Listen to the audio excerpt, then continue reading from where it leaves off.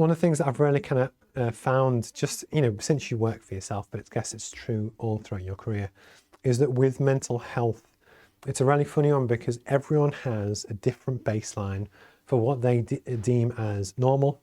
That some people are more resilient than others, but then likewise, everyone has different pressures and stuff going on, either with their home life or their work life, or to do with family, or health, or finances, or whatever. But actually, the concepts that I wanted to share and talk about, just from a business perspective, was almost how to deal with that, or for me, one way that I find to kind of deal with that.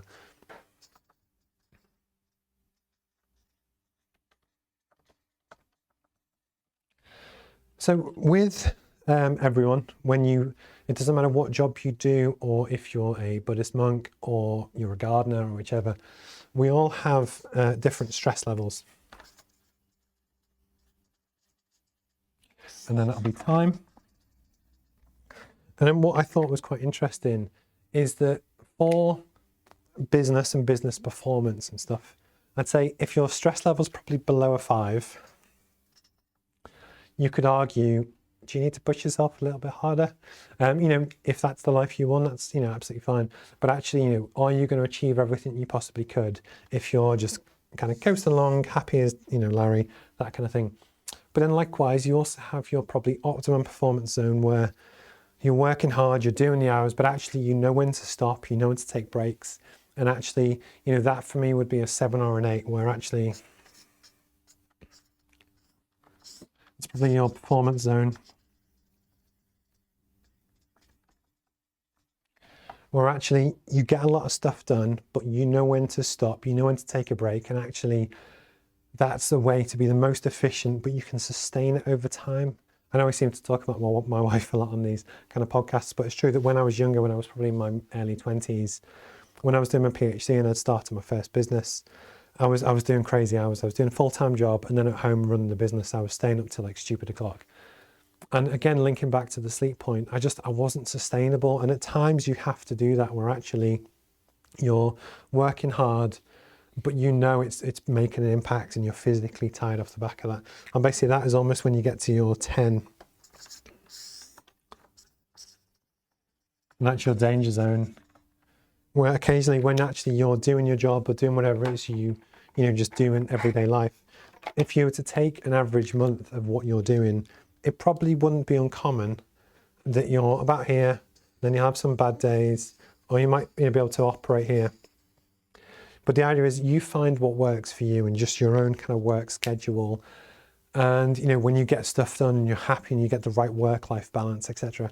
But one of the things I just wanted to almost talk about is that we all have different graphs, but then likewise at different times of the year.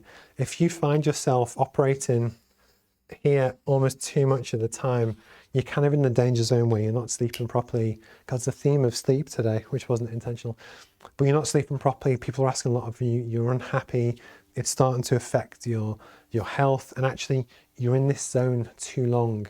I think that's almost at the point where you have to prioritize yourself and actually look, take a break, take a holiday. Arguably, question, is what you're doing actually what you want to do in life? And it was almost that I think it's quite a useful tool just over time, just over the course of a month, just say, actually, you know what, today I was a 7, yesterday was a 5, that was an 8.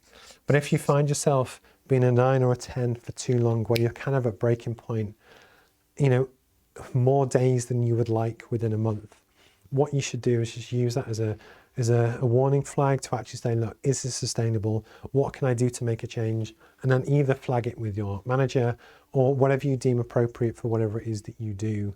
Or likewise, if you're a solo entrepreneur, kind of like I am, just actually saying to clients, look, no, I'm going to take some time off. I'm going to do this, this, and this.